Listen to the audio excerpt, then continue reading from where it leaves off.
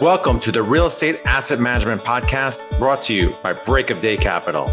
The show focuses on educating syndicators and apartment owners on how to build systems and manage their properties more efficiently to become a best-in-class operator. 100% straight talk. Let's jump in. Hey everyone, welcome to another episode of the Real Estate Asset Management Podcast.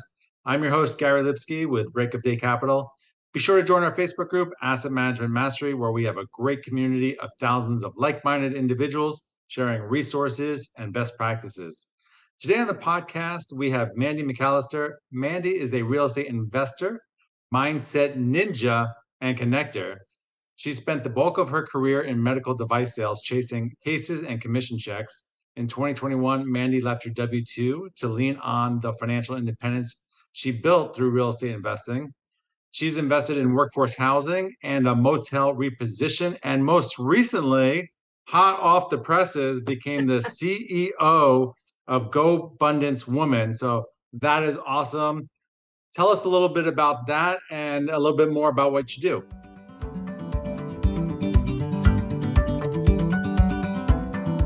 Choosing the right insurance coverage for multifamily properties isn't that complicated if you know who to talk to. At the Garzella Group, we're uniquely qualified to help you navigate the range of policy choices you have, and we're committed to saving you 30% in the process. We do intensive market research and have nationwide relationships, so we can find coverage other insurance brokers simply can't. We should talk. Go to quotenow.biz and we'll start the conversation. Oh, hi, Gary. Super pumped to be here. Thank you for the invitation. I am, left my W-2 about 18 months ago or so, and kind of just chased this, I want to be the mom who gets to go volunteer at my kid's school. Like that was the why. That's why I did the chasing the larger apartment buildings and got to that point. But being part of a group of women, a tribe that everybody is headed in the same direction and working on, different but the same type of stuff at a high level and having struggles all at the same time on these higher levels. But I feel like no BS. Singularly, the best thing I've ever done for my entrepreneurial journey was join this tribe of GoBundance Women. And the chance to serve as CEO now is, I never thought I would go back into a W-2 after so quickly leaving one, but I could not be more pumped to get to lift women up and move forward all at the same time. Nice. So what is what's your goal going to be there, and what are you trying to achieve? I've heard really good things about GoBundance. Jamie has been on the podcast before. I know some friends that have been a part of it. So a great organization. Tell us a little bit more of, where you're going to go with it. Yeah. So I think what drew me first to GoBundance, the women's organization has only been around a couple of years. And, being at all these multifamily events, there's a ton of deal sponsors that are, usually we're dudes that are deal sponsors, right? So many people would talk about the 6 pillars of GoBundance. And we're not just focused on the money piece, which yes, it's important, but developing as a whole person, the 6 pillars of, not just financial freedom, but connected relationships and accountability and giving back and your health and all of the things that matter in life. I knew I wanted to join when a bro was telling me about this in 2017. So when the women's organization came about, I joined as quickly as I could. So my goal is, it is funny because the statistic that 90% of all millionaires become millionaires because of real estate. So it shouldn't be surprising that 90% of all of the tribe of millionaires is there because of real estate. It's been a neat journey to help people grow into these larger multifamily, because my wheelhouse is really, rather than syndicate out, how can I acquire something in a joint venture structure on non-recourse Fannie Mae or Freddie Mac debt? And in order to do that, you're buying something that's $2, $3, $4 million at a time. So I tend to do that with a partner. So I continue to look for partnerships to pull off that non-recourse debt acquisition. You just set up the perfect segue for me. Thank you.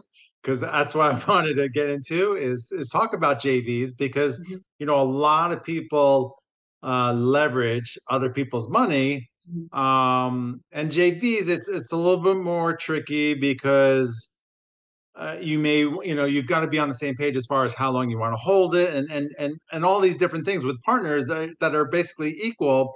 Whereas, with the limited partners and using other people's money, they really don't have a say. So Mhm. tell me a little bit about, like, finding the right partners and the roles each of you play, and that process. Yeah, I've had great partnerships. I've had partnerships that weren't what I'd bargained for, and I've had terrible partnerships. So I feel like as I go along, the trick that I've learned that if you're my brother and I'm trying to help you get into a joint venture, the trust but verify thing comes up a lot, right? Like I do a background search, a full-on background search on everybody. Like if you're like I lost $110,000 to a guy I went to church with. So we go to church together. Obviously, I should trust him, right? But when I do a background search, I see that he has millions of dollars of liens that are unpaid against him, right? Like even if you think you should trust that person, still do the background check, right? And then once you've done that, it's very important to, before you even start anything, like make a list of every task that has to happen in order for that deal to run smoothly. I mean, even down to the trash will be emptied. We will get the guest the key, right? And now that we have this huge list, we can say, all right, this is the person that's responsible for it, or that is the team that's responsible for it, so that every task has a name before you get into it, so that there's not balls dropped or resentments that happen because, oh no, that's the thing you should be covering, right? But the more clear you can be upfront, the better. That being said, I think JVs are still so worth it, because if you look at, I play in multifamily. If you look at the bulk of multifamily acquisitions, there's the pack that a lot of us are syndicators, and I've syndicated before, and I think it's a good path in some cases. But the pack of us, the bulk of us, are syndicators acquiring these larger deals. The leaders, the billionaires, they're acquiring for their own accounts, right? So for my own accounts, do I want to emulate just the pack, or do I want to emulate the leaders? So that's why I want to get into stuff that I can own for the long term. I love it. And there's so many good golden nuggets. And whether you're syndicating or doing a JV, that background check is so important. And you get lulled into that, know, like, and trust that person without really just verifying. Mhm. So really, really good advice, and creating a list of things that need to be accomplished. Whether you're syndicating or JV, it's so important to know who's doing what, because you can so quickly get into, well, I thought he was doing it or she was doing it, Mhm. and there's this malaise that sets in, and things aren't getting done. So you obviously learned from experience. Yeah, I've failed forward, like I've done a lot of good, and I've done a lot of accidents that I don't want to recreate. So hopefully your listeners don't screw up in the same way I did. Absolutely, absolutely. So with the JV, you're looking to hold it, for your lifetime and pass it on and just keep refinancing in that cash flow. What's your business plan? I call it buy and watch, right? Like I want to ultimately buy and hold, but if I bought something for $4 million and 3 months later you want to offer me 15 million, I am not going to not entertain that. Do you know? And the conversations with my partners are, commensurate to that, right? Like we're going to buy and we're going to watch the market, but the intent is for the long term. The what I'm yoked for is, how can I get all of my money out as quickly as possible and then hold those assets and for the long term, rinse and repeat. Nice, nice. Yeah, I've had a number of people come up to me over the last few months and say, "Well, when are you going to just do your own deals and not leverage other people's money? Like, isn't that the where you ultimately want to get to?" And I'm like, I don't know. I want, like, I have, friends and family that want to invest with me, and I'm helping them grow their money, and it's they're ready to go when you have a new deal, but that allure of doing your own deals is, Mhm. and just reaping the cash flow and not having other things to worry about is very intriguing. So the way I look at it, these long-term holds on non-recourse debt, that is this bucket of money that pays me every month forever. I call that my forever money bucket, right? But if you're investing two, three, 400,000 at a clip, you run out of money pretty quickly, you know? So you have to do things that are one-time money, as I call them. Like if you flip a house, you get paid once. If you syndicate a deal, it's usually over the course of 3 years, and the bulk of your money kind of just comes in that one time frame. That's one-time money. If you're doing a syndication for express purpose to buy something for that forever money bucket, I mean, that is real generational wealth. It's not another job for one-time money. It is generational wealth. So, I mean, it's something worth considering, in my opinion, because that's how you build the long-term play. When we did your introduction, you also mentioned something very unique, that you manage an 18-unit motel. How did you get involved in that? And yeah. Yeah. So, I mean, my wheelhouse is small multis. I buy largely, 10 units to 50 units is what I have been doing over the last couple of years. And in so doing, being part of GoBundance, there were a bunch of women that were killing it in short-term rentals. And the amount of revenue that they throw off on these short-term rentals, Gary, it's bananas. It is absolutely bonkers. So I thought, ooh, well, actually, somebody then drew my attention to an 18 unit that was listed on MLS, normal residential MLS, a motel on a lake.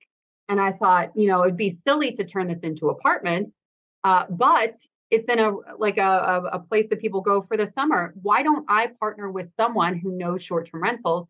I know small multis. That's a new idea, right? So that is an engine for cash flow that is I'm going to be able to put into my forever money bucket. So it was I feel like if you're a hammer and all you see is nails, no new ideas happen. So being part of that tribe put me in a position to see things a little bit differently. I love it. I love it. Yeah. So many friends have mentioned just the cash flow from short-term rentals is insane. So and the projects that we've been doing is like, like very little cash flow, and you gotta need money to come in to keep your doors open. So Mm-hmm. I It's like like it. So one hand washes the other. You kind of need both. so what are the big differences on asset managing your short-term rental versus your multifamily properties? Yeah, I feel like the ultimate stuff is the same insofar as you can't manage what you don't measure, right? But there are a lot more metrics to measure when you're doing a very active exchange of a short-term rental. We are going through growing pains of costs us a lot of money to have them cleaned. It costs us a lot of money to deal with the laundry. But we wouldn't know if we're doing better or not unless we have in place those metrics that help us manage what we expect. So you've got to measure whatever it is you're trying to manage. I love it. Measure, measure, measure. Absolutely. Mm-hmm. What is the lending like for a short-term rental compared to a multifamily? Yeah, it sucks, bro. It's terrible. Yeah. So what happened though, and the happy accident here is we were acquiring from a group that wasn't really following municipality rules on managing the 18 unit motel. So the lien holder, the bank that had lent the guys the money, I feel like, and I don't know this for certain, but I feel like they um, saw that as kind of a risky investment on their book. And then I was able to come in and say, here are the, 300 and some units that I have been a part of, and I know what I'm doing. And my business partner came in and said, I manage this many short-term rentals. Us together, we're going to be able to do a better job and be a less risky borrower on this. So we actually closed in April of 2022, and we're able to get the exact same terms that the previous group had, 4% on a 7-year term in 2022 felt really cool. So because we were relieving the pain point of a risky borrower to that bank, we got really fantastic terms. So is your plan going forward to continue to do these kind of bigger sized, short-term rentals and doing, some JV and multifamily on the side, or are you going to focus more on one thing than the other? Or curious. I think whatever the market is bringing me right now, and I bet you're feeling something similar, this formula of like a mild value add on non-recourse debt type long-term hold thing that is my wheelhouse of forever money. That is my ultimate end game goal. But if I can't acquire that, I'm not going to friggin' beat my head against a wall. I'm going to go look and pay attention to the engine for cash flow bucket that's going to help me then be prepared for those deals when they happen. So right now, what I'm seeing is a lot more, engine for cash flow type stuff. I love, I have a sixplex that I've owned for basically forever. That's not that far from a hospital. And the loan is like such that I can put short-term or mid-term rentals. It's right next to a hospital. It's killing it in terms of revenue for traveling nurses and for traveling professionals. So that type of thing has my attention right now because I can't find anything for the long-term hold. I love your adaptability. It's so important, taking advantage of where the market is at different times. We bought student housing in during COVID. It was like 52% occupied, and we got it to 90. We switched it to multifamily, and we got it to 95% occupied within like 8 months. We Wow. bought garden office space. We were converting to multifamily too, and so there a lot of these don't work. It's like a needle in a haystack, but you get one, and it's fantastic. You can't be a one-trick pony, right? So no matter how you choose to pivot, like don't pivot all the problems happen when you try to completely reinvent yourself. Like Gary, if you said, no, I'm doing multifamily now and it's not working, I'm gonna wholesale single family. You're gonna suck at wholesaling single family because you don't know what you're doing. But if your pivot is, oh, well, it's actually exactly the same thing, the student housing, I'm gonna pivot and make this work in this different way. I think that's really brilliant. Yeah, yeah. So I asked this question of all of our guests: what is your asset management superpower? Manage figuring out how to measure things so that we can properly manage it. The thing is, if I firmly believe if you don't know how things are going, if you cannot tell how things are going, you cannot change anything for the better. Absolutely, absolutely. Well, Mandy, thank you so much for coming on. Tons of golden nuggets for our listeners, talking about measuring, background checks, even if you know the person, creating lists of all the things everyone has to do and splitting them up. Awesome. Where can listeners find out more about you and also about GoBundance Women? Yeah, the best way to get a hold of me at my website, mandymcallister.com. That's MandyMcallister.com, or GoBundance Women. There's a link on my website for that too. So definitely reach out if you're interested in any of those things. Would love to chat with you. Awesome. Awesome. This is Gary Lipsky signing off. I'll be back next week with another informative episode on the Real Estate Asset Management Podcast. To all of our listeners, thanks for joining us. And if you like this episode, please head over to iTunes or Stitcher and like, subscribe, and review this podcast, as it will help us grow our audience and reach more people. And if you'd like to learn more about what we do at Break of Day Capital, head over to our website, breakofdaycapital.com, and sign up for our newsletter and/or fill out our investor application. We'll talk to you next week.